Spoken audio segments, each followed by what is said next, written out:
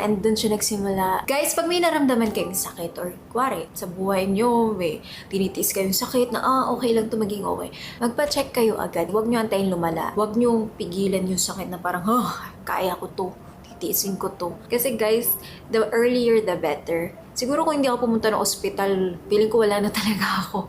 Ganong level. Nagpapunta na lang ako ng ospital nung hindi ko na kaya. I also got fluid in my stomach na sobrang napuno na siya. Day by day, habang nasa ospital ako, umaangat yung fluid sa tiyan ko. Mukha akong 5 months pregnant. This is day 4. I don't know mo ba ako.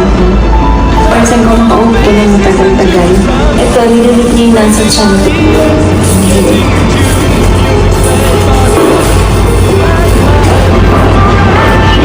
This time.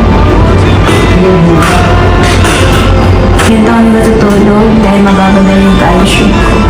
So may 12 hours na machining